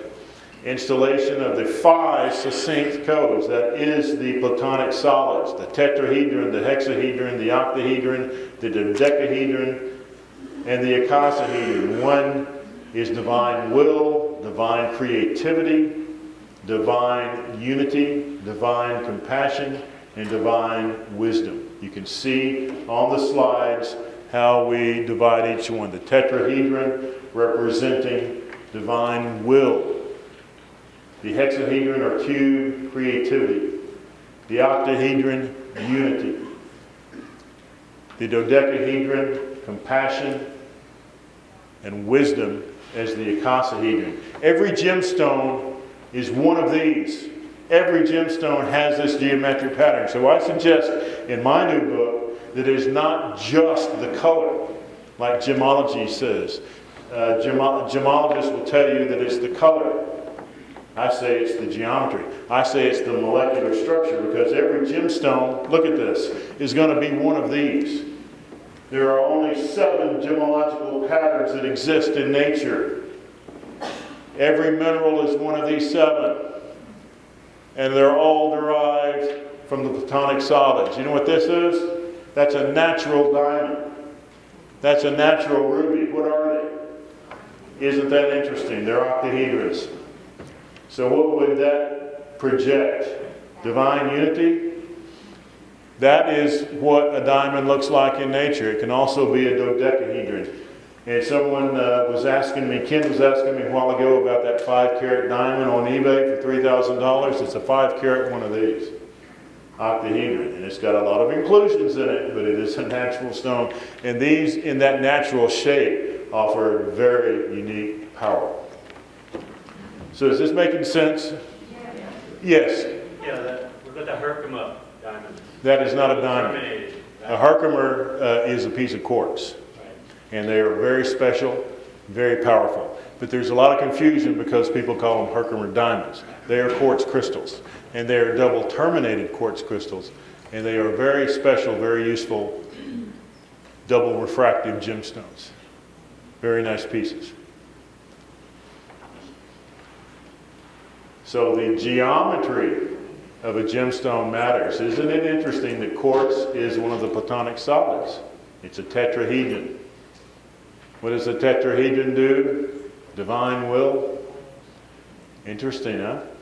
I'm going to move through these a little bit faster. But this is what two silica tetrahedrons that bond together look like. It's a double pyramid. Two silica tetrahedrons can bond together by sharing an atom of an element other than oxygen in an aquamarine, and they share a different one to form a beryllium, emerald, aquamarine, morganite, and yellow beryl. So just the one shift of one atom in there can change the whole structure. This is what I believe the crystalline light body looks like. This is the metatronic shield. Now, I just want to mention this briefly, then I'll move fairly fast.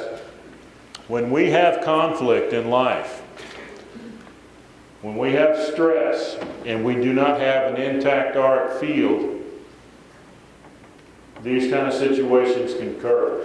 Conflict in emotional projection is exerted from the third chakra, from the solar plexus, and creates an energy risk field. When you're in a conflict with someone, the energy that comes out, if you don't control it, comes out here. When you go to a football game, let's say that Michigan is playing Ohio State, or the Rangers are playing the Celtics, or however how you want to describe it. There's a big championship football game. There's 100,000 fans for the red team, 100,000 fans for the blue team. Both teams are undefeated. Everybody's screaming and yelling and screaming and yelling and putting out through right here a huge field of energy that floats over the field. It's right in the middle right here, right? And then one team wins. And all of those fans absorb that energy that was put up for risk. And they go home feeling wonderful. And the fans of the team that lost go home deflated. And they feel really rotten. And that's a shame. And for 3 or 4 days they feel terrible. That's because they put out this energy in the middle here. This energy was put up for risk through emotional involvement, and the team that won took it in. The people that lost it depleted it. They opened their auras. They both willingly put it out for risk. When you get emotionally involved in a conflict, you put energy out on the table for risk. And you do what? Open your auric field. You have to keep your auric field solid. And you do not get emotionally involved in a conflict, or you're going to put it out there on the table and you are forcing yourself into a winner-take-all situation. And on an etheric level, it's not a lot better to be the winner than the loser if it is a passionate base. I talk more in the Metatronic Keys about how you handle conflict from a base of dispassionate energy. That doesn't mean you give in to a fight, because you have to stand into your truth. But you handle it from a stance of non-emotionality to the degree. You don't get into a tit-for-tat ping-pong game that goes back and forth. Otherwise, at the end of the day, you've built up this enormous thought form that you created, and you're going to have to deal with it when it comes back home. Negative energy.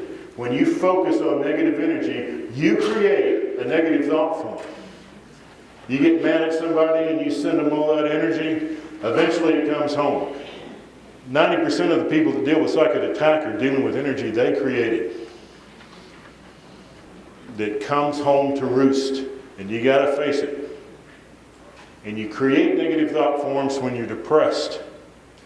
When you're a depressed person, you're an energy taker. When you're a depressed person, you're attaching to somebody else to get an energy feed off of them. You ever been around somebody and you leave them, and after a while you feel tired?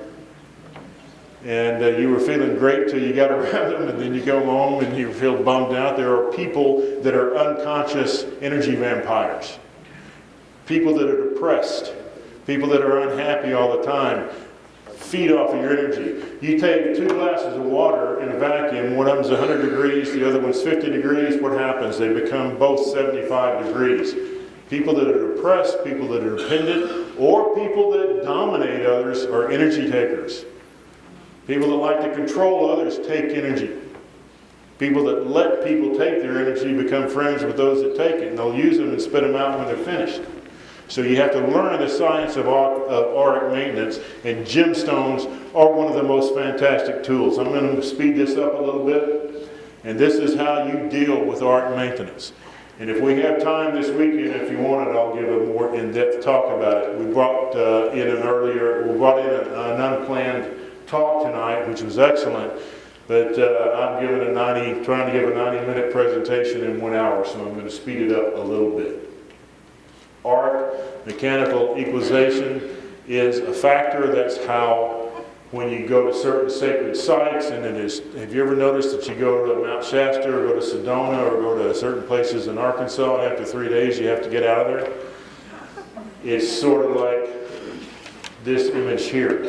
If you can imagine that the energy inside your auric field is 20 hertz and it's 100 hertz outside the energy, then a implosion is going to occur. There has to be an equalization, and you will bleed energy in order to equalize. And so your auric field can fissure crack. Because the energy in power nodes is much higher than the norm, when people visit power nodes, the mechanical differential will absolutely require eventual equalization. Auric fissuring can occur. Auric frequency will short circuit until the balance is received, and this also occurs under stress, depression, anger, and air travel. If you wear gemstones, copper, gold, or silver, and silver is one of the noble metals, you can reinforce your aura and prevent this from happening. But there is a certain time when you're going to have to get out of it. And there is a scientific formula behind mechanical equalization. Now I'm going to end on this part, and I'll be finished in 10 minutes. 5 Vogel crystals. Marcel Vogel is a genius.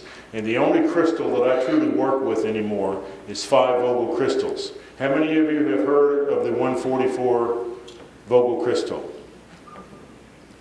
I channeled that. I had the first one made. And I have developed several other models, but I worked with a Brazilian man that cuts them. He cuts them exactly, he actually channels Marcel Vogel. But Marcel Vogel was an absolutely amazing, celebrated research scientist working at IBM. And he had over 67 patents. He was totally responsible for some of the most innovative designs that IBM developed over the years. And he developed the Vogel crystal, the phi crystal, to the 51-degree angle. And this is what he said. He had all sorts of studies on how crystals could be used to influence plants, to influence water. He, before Dr. Emoto, realized that water could be entrained and coated with crystal patterns just like one of the sevens.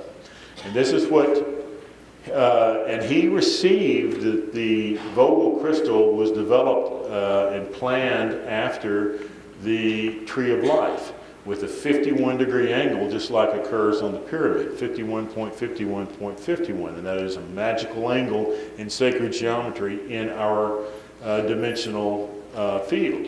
This is what he says. The crystal is a neutral object whose inner structure exhibits a crystalline state of perfection and balance. When it is precisely cut to the proper geometric form, and when the human mind enters into a relationship with its structural perfection in the vibration of love, the crystal emits a vibration which extends and amplifies the power and the grasp of the user's mind. Imaged thought is amplified. In other words, when you develop that rapport with this amplifier, with this living conscious quartz, it amplifies it. And you put an image of reality of what a gold is inside that, and it amplifies it. Like a laser, it radiates energy in a coherent, highly concentrated form, and this extremely benevolent energy may be transmitted into objects or people for healing at will. This I know to be true. Google Marcel Vogel. He has remarkable results with plants, with waters, with healing people. He worked with hospitals. The Vogel crystal is a thought amplifier. And this is what Archangel Metatron says. 5 crystals are precisely angled and faceted within sacred geometrical physics.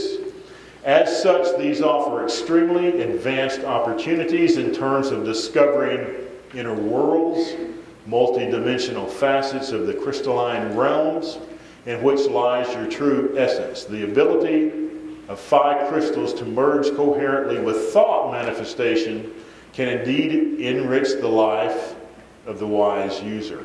These crystalline tools open and cleanse the pineal gland, and as such are instrumental in opening the mind and are very useful keys to unlocking higher self within the divinity fields of harmonic resonance. 5 crystals are something that when I saw the first one, I was immediately drawn to it, couldn't afford it, didn't buy it. I was in Canada, I was in Calgary, I went up to Banff and I saw my first Vogel crystal about 20 years ago, and it was so expensive. I thought, wow, that's an amazing crystal, but I'm not going to pay that. And it was a couple of years before I bought one. And it was back in Canada, that same one was there. I guess other people were thinking the same thing as me, they couldn't afford it. So I shelled out the money and I bought it. Beautiful piece. And so I went up to Lake Louise, and this was a flawless, perfect, optical, clear quartz crystal. And I thought, oh, well, I'm going to go take it up to Lake Louise. That's a sacred lake. It'll absorb all that energy. And put it in that water, and it came out totally cracked. Because I learned that lesson that you don't put quartz crystal in ice cold water because it'll contract and break it. And so I spent all that money and lost it immediately. And I learned a lesson about the fragility of quartz. Or very hot water. And, sorry? Or very hot. Hot water is not good either. Yes, any temperature change. And that's among the do's and don'ts that we teach. You do not want to change it, and you want to realize, I tell everyone, be careful. Be careful. They can crack if you drop them. You have to be totally aware of what you're doing with them. Do not put crystals in cold water, even if it's a moving stream. Do not put them in hot water. And but they are amazing, amazing tools.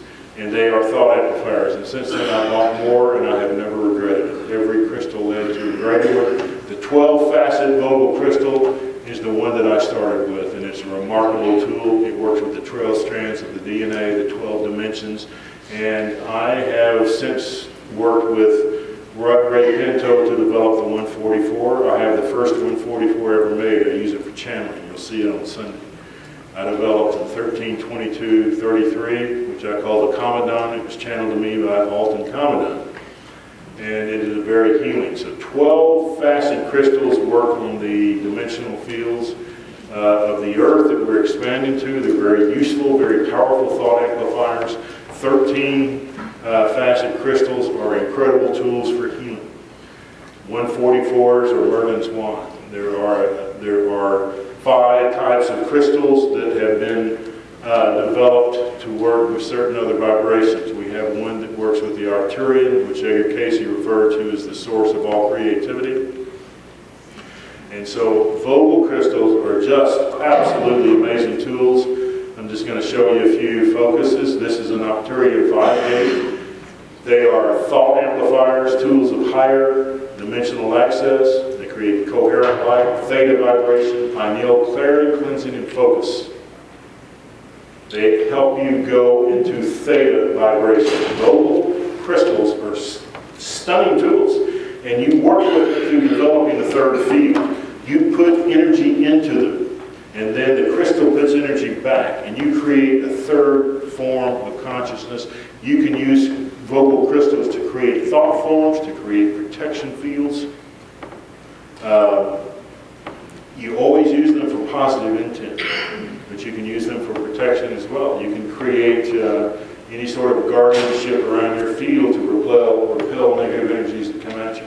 They are thought amplifiers. They have to be used in the good way, and they can repel. You can have them repel the negative energies that may be inadvertently sent. Does that make sense? You can use them to create situations. I'll tell you a story, and I've told this to Graham, so it won't hurt. I really wanted to have Graham present at the 12-12-12. I knew I had been around Graham Hancock in many lives, and when we did finally meet, it was a magic report. I think he's a walking master. And I started trying to find Graham, and there was just no way to get his email, to get in contact with him or anything like that nature. And so Ann and I began meditating with our Vogel crystal to contact Graham. And we wanted him to come to Arkansas to speak at it. And just through a series of about 3 months of focusing on Graham, a remarkable set of incidences occurred where he got in contact with us, agreed to come to Arkansas. And we made that connection. The same thing happened with John Van Alten of the AO. And so you can build thought forms that people will receive and hear, and then miracles happen. Things that would not normally happen can occur. And it is through thought amplification. This is Atlantean technology. Vogel crystals are stunning tools. Absolutely not meant for everybody, because you have to be responsible with them. You don't want to get angry and get on a Vogel.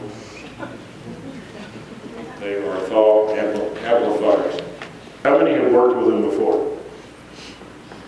The irony is that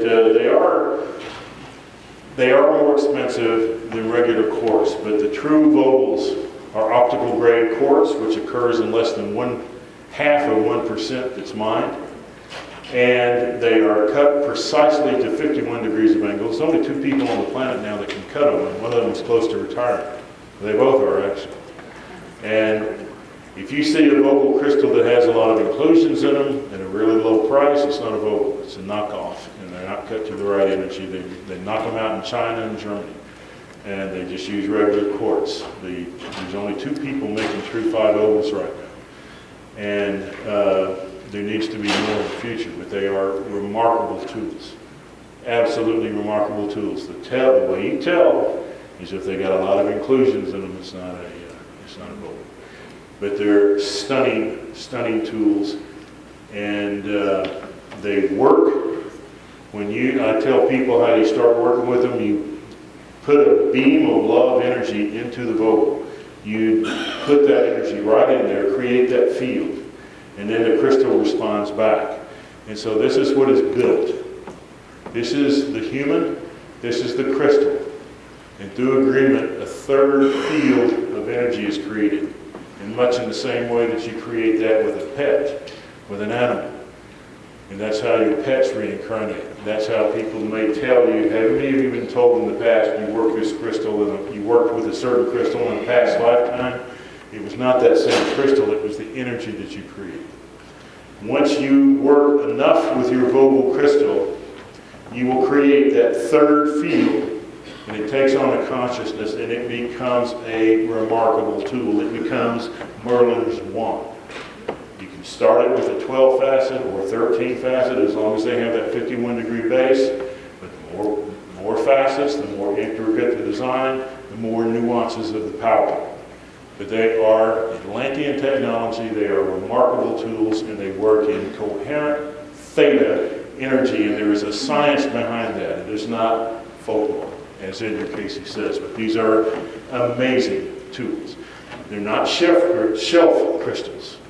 Don't buy one of these and put it on the shelf. You have to work with them. And when you understand how to do that, you can create your life. You can focus on happiness and create happiness. You can focus on joy and create joy. We've spoken tonight about, as we get older, fighting depression and isolation. We talked about we're here to create our life. So I'm telling you, gemstones create a strong auric field. that allow you to repel negativity. And the right mental mindset creates your life.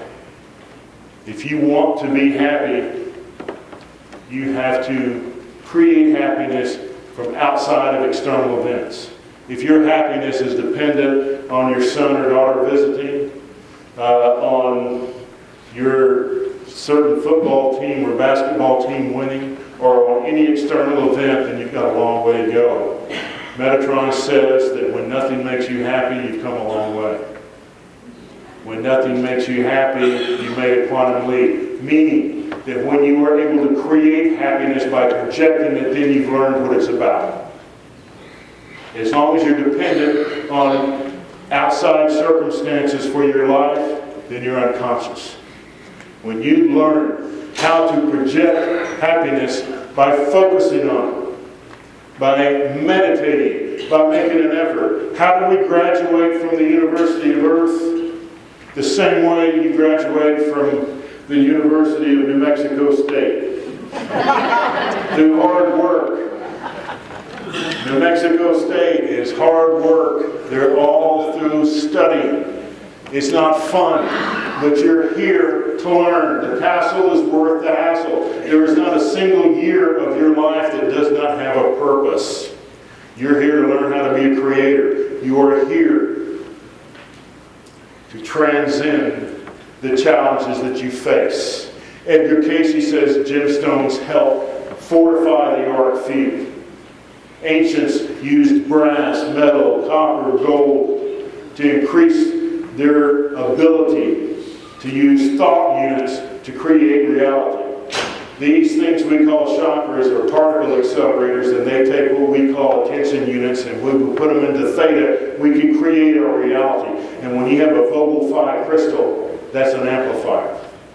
When you have gemstones, Lapis, lazuli, single refractive, double refractive, you have a protective shell that repels the negativity that come at us. And until we live in a non-polar world, until we graduate from the University of Duality, there's always going to be a negative vibe. Right? When you least expect it, somebody throws a lob of, as John Van Auken says, of dung at you.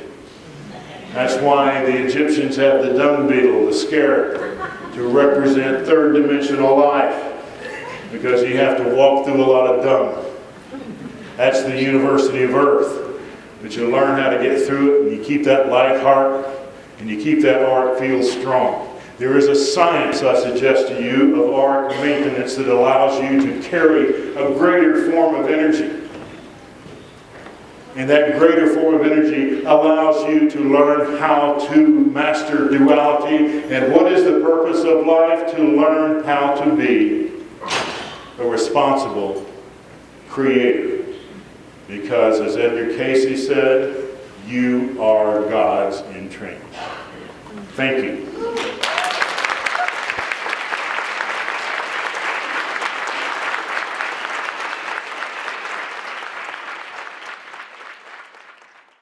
Crystal skulls are absolutely different from any other type of quartz, and as I mentioned previously, Marcel Vogel said he thought he understood quartz until he came in contact with crystal skulls. He said they're a completely different kettle of fish. The primary qualities and function of crystals and crystal skulls, or primarily crystal skulls, are that the crystal skulls carry the perfected human paradigm, the crystalline version of the human. They work with you in the third-person field alliance, what I call the WESAK Pisces meld.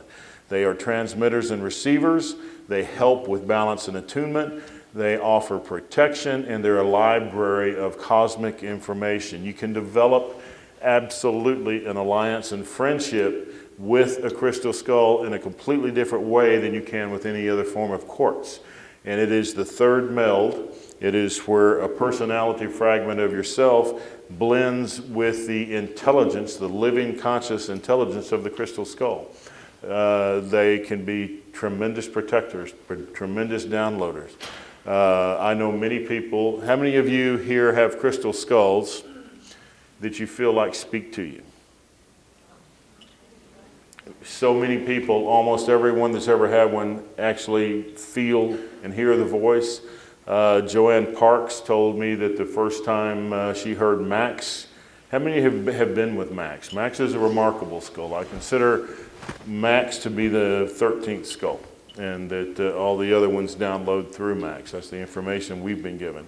That Max was of the Pleiades, extraterrestrial origin, but a remarkable computer that's very conscious. And Joanne's not what you might think of as a metaphysical person. Her daughter died of cancer, and a Tibetan monk who had been living in Central America for a number of years gave her the skull and said she knew what she would do with it. She would know what to do with it. And, you know, she's just a remarkable person, and I believe that she has been a Tibetan monk in many lifetimes. She's extremely dedicated to Max, and he began awakening her. He began awakening the pineal, and soon she's hearing this voice. And so she gets on the phone and calls Nick Nasarino, and the father of crystal skulls, the original finder of Shannara. And she said, I've got this crystal skull, and she described it to him, and he was already quite famous, and she said, well, he's got kind of like a white cap on his head. And he got on a plane and flew immediately out there because the Mayans had the tradition or the legend that the 13th crystal skull wore a white cap. Max has 5 separate growth centers, and one of them is, and that's why he's so incredibly powerful. But crystal skulls are libraries, and when you get a crystal skull and work with it, it is a form of protection. We have one that we keep in our bedroom. Light attracts bugs, and no matter what you are, even with your field intact, it is nice to have these protective fields in place. Ann and I have 2 cats and 2 dogs, and they offer a different type of support and energy, also in the third meld. If you have a pet that dies, if you get another one, pretty quickly after they pass, they'll reincarnate. How many of you have had a dog that passed over and then you see it etherically, or you feel it running through your legs? That dog becomes a third meld. Your consciousness integrates with that dog's consciousness or that cat's consciousness, and they become incredible protectors. I'm veering off a little bit, but dogs work in the physical plane like double refractive stones, and cats work in the inner world like single refractive stones. Cats are in the antimatter realm. Dogs are in the physical realm. Dogs are tied to your emotions. Cats are tied to your psychic mental impulses. That's why cats are totally guilt-free. You know, a cat can get up and break a $5,000 vase and not worry about it. A dog can make a mess on the carpet and he feels depressed for days. You know, and so that's how they tie into you. But when a cat purrs, it's healing to your auric field. Absolutely healing. And when dogs jump and run in circles, they absolutely heal you. Gemstone, and it's that same process of what you might term a personality fragment. You put enough energy into it, and dogs and cats are genetically engineered by the Arcturians of ancient Atlantis to have those capacities, but they agree to do that. The animal kingdom is highly advanced, particularly in Sirius, and they come here to support humanity. And they agree to be our allies and our assistants and our healers and our helpers. Dogs and cats can heal you and protect you from the animal kingdom. Gemstones and crystals can do the same thing from the mineral kingdom. And we have to recognize that it is a living consciousness. Just like sequoia trees are highly conscious, yew trees are highly conscious. And when you communicate with these elements of the plant kingdom, of the mineral kingdom, of the air kingdom, they communicate back. And everything is here to support the University of Duality. Everything is here to support humanity. People talk about saving the earth. We can't destroy the earth. We can destroy our ability to live on her, but we cannot destroy the earth. The earth has been here 4.6 billion years old and is our mother and nurtures us. But Crystal skulls are living libraries. Edgar Casey talked about these libraries. I don't think it's written on walls by an advanced society. That's what these crystal skulls are. Max and Shana Ra are the other two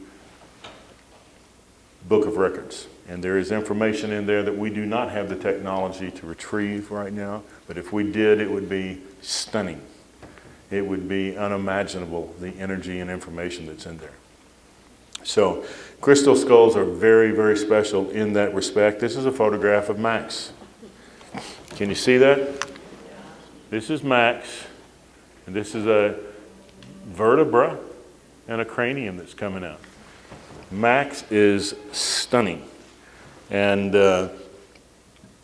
we made a great effort to record the energy of Max in other crystal skulls, and I know that I've worked with Max in other lifetimes in Atlantis. And it is really worthwhile to have a crystal skull to work with.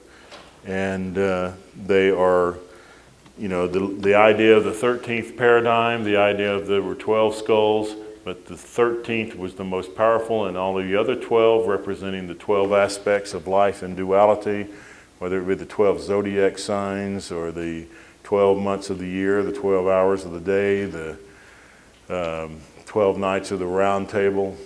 It's all part of the 12 paradigm that we have here on the earth, and that's why the 13th is the healing piece and the centerpiece and the perfection of the human paradigm. What does that mean? That when we master the 12 dimensions of the earth, then we can move higher. And it's interesting about the 12 nights of the round table and the 12 disciples of Christ. How many people here know somebody that felt like they were once one of the 12 disciples? Raise your hand. One of the 12 disciples? Yeah? I had a friend once, had 3 friends once, and all 3 of them felt like they had been the disciple Peter. And I asked Metatron which one was Peter, if any, and he said all 3 were. And so what he said is that the 12 aspects in the Christ story, the Christos drama he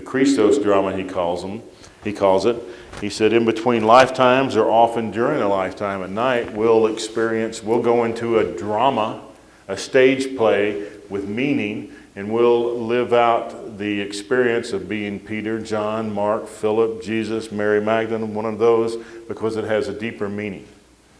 And so very often in our lifetimes, we will relate to one more than the other, and that it is a course that we complete that takes 14 or 15 stages.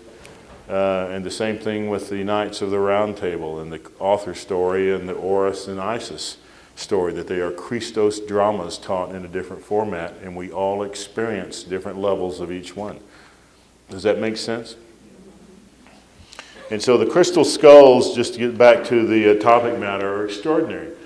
And when you work with one, just like you work with a Vogel crystal, or if you take the time to have a pair of pets, they become living consciousness. The crystal skulls are extraordinary because they do carry the paradigm.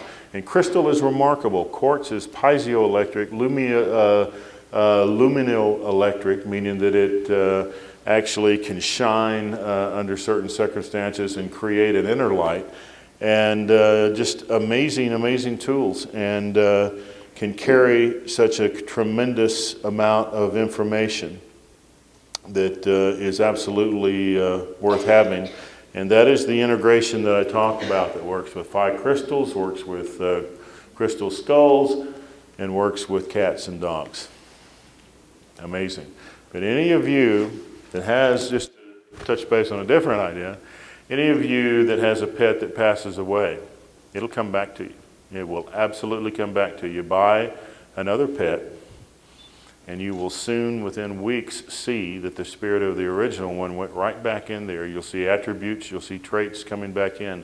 Pets are personality fragments of their owners, and they've chosen to serve in that way.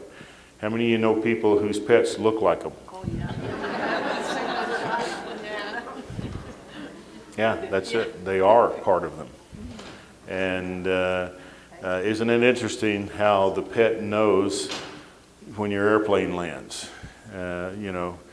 Whenever Anne goes to Scotland to visit her mother and comes back, the dogs just start going nuts as soon as her plane lands. And, it's because they're part of her. Consciousness is an amazing thing, and there are certain tools that are very, very helpful for us. And cats and dogs are among them. They are here to be of service to you. They become fragments of you. Crystal skulls can become fragments of you with a library of vast intelligence, and they can align you, they can speak to you, they can become living personalities. Gemstones are astral batteries that operate in multidimensionality that can give you vibrations. The people of India have understood this in the Vedic system for years. You switch your rings according to the astrology gravitations. It is a brilliant science, and we don't recognize it. The reason women live longer than men is because they wear gemstones. Absolutely. Gemstones are etheric, multidimensional, life-giving batteries. Crystal skulls are allies of vast intelligence that help us open the pineal and recognize our potential. Any questions? Yes? What about amber? Amber is a brilliant stone. It is a prehistoric resin. So it is not crystalline in the normal sense. But it is recognized by Edgar Casey as being capable of stabilizing the auric field. And that is one of the rare pieces that is recommended that is not truly a crystal. Next question? Yes? Do you use moldavite? I do use moldavite, and moldavite is a very powerful tool, and I just gave one to Graham Hancock. And I told him, Graham, you travel all the time, and air travel is extremely detrimental to the auric field. The Earth puts out an anionic charge, the stratosphere puts out a cationic or positive charge. In between there is the Schumann resonance at 7.83 hertz, which happens to be the same as a theta brainwave. Our organs also correspond to that. When we ride in an airplane at 37,000 feet, we're outside of the Schumann resonance, and when we travel 16 or 11, 14, 16 hours, our organs are thrown off. That's why we have jet lag. That's why pilots and airline professionals die 10 to 12 years sooner than other people. It is dangerous for your health. Then you wear the metatronic shield when you travel. A moldavite, which is a tektite of a meteorite that fell in Czechoslovakia, has obtained the magnetic pulse of that meteorite. Moldavite puts out a magnetic pulse that will strengthen the auric field. If you're a lawyer and you have a big case, wear a moldavite. Don't wear a moldavite more than 3 days in a row because it will overstimulate. It is a stimulant. Don't wear an iron nickel meteorite more than 3 days in a row. Don't wear a magnetic bracelet more than 3 days in a row. Never sleep on a magnetic mattress. Never use a magnet more than 3,500 Gauss strengths. When you see a magnetic belt with these dyno magnetics of 12,000 Gauss, they'll absolutely put a hole in your auric field. Magnets, as the people in India have been aware for decades, can be very, very beneficial, but primarily at a low Gauss strength below 3,000. Moldavite is a magnet, electromagnet that pulses and can be used in times of stress, but you do not want to be in a continual state of stimulation, so you don't wear a moldavite all the time. Another question? Now, if you are in a state of stimulation for more than 4 hours, of course, you call your doctor. So. 8 years or 9 years. A moldavite? Yeah. But, yeah. Yes, next question. I just wanted to ask about pearls. It's not a crystal, but It's not a crystal, it's a calcium, and Edgar Casey said that pearls were very effective in soothing the human aura. That's one of the, pearls were recognized by the Vedic system as well as Edgar Casey. Next one. Yes. Maintenance of a skull, Maintenance of what? the cleaning or maintenance of the skull. Of a crystal skull. Primarily, I don't ever put water on them. If you want to clear one or program one, you can put a little water on them on a damp rag. I would never submerge a crystal in water. The last time I did that at Lake Louise, Canada, I lost my first Vogel. It became a spider web when I pulled it out of that cold water. It was completely cracked because of the condensation. So you can take a damp rag, but mainly I do it with breath or with sage. Deep pranic breath. I'll take 2 more questions. Yes? Where did you get sage? White sage? Oh, you can buy it, at most metaphysical shops. Yeah, you can buy it. It's all over Sedona. What's that? Hematite is of course, an iron mineral, and it's very, very grounding, and it's a very, very stabilizing, protective energy. And I have a crystal skull made out of hematite, not because I use it as a crystal skull, but because it's a big, nice chunk of hematite that offers the properties of hematite and happened to be carved in China at a reasonable price. But hematite's beautiful. It polishes up to a brilliant silver, and it is extremely grounding, much better than obsidian. You mentioned like not wearing the magnetic one for more than 3 days. Would that apply to hematite as well? If not in the same way, hematite, if it's magnetized, yes. Not that it is attracted, but if it puts out a magnetic pulse, yes. But moldavite and iron nickel meteorite generally put out a pulse, And you can adjust to these. There are certain people that maybe it's not going to disrupt, but what Metatron tells me and what will be in my books is that you should not wear a pulsing magnetic piece constantly. You should not sleep on a magnetic bed. It's the same thing as you putting the body in a constant state of stimulation. Last question. Yes? What about Andara? Well, that's an interesting question. Andara glass. It comes out of a region of California. I saw all this stuff about it, and then I read that it's actually refuge Coca-Cola bottle glass. That's what it is. And I asked Metatron about it because, they sell it in Mount Shasta. Have you heard of Andara glass? Or they call them Andara crystals. It's actually disposed of glass that was put in this one dump in California. And then they started bringing it out and selling it. Well, Metatron told me that it was actually very, very beneficial. He said that although it is glass, it was under the ground for 70 years, and he said there was a dimensional implosion in that area, and that the circulation of that energy is anti-helitropical, meaning it circulates in an opposite way from the sun, and that it was very beneficial. It's also extremely overpriced, and what you see a lot happening with gemstones now is that somebody will buy a mine of quartz and suddenly give it a celestial name of some sort and put all these properties on it that have placebo effects. If it's quartz in the first place, it's going to have a certain amount of properties, but there's an awful lot of stuff out there that is commercially marketed toward the metaphysical group. Well, I hope you have enjoyed the conference. We'll be, thank you very much.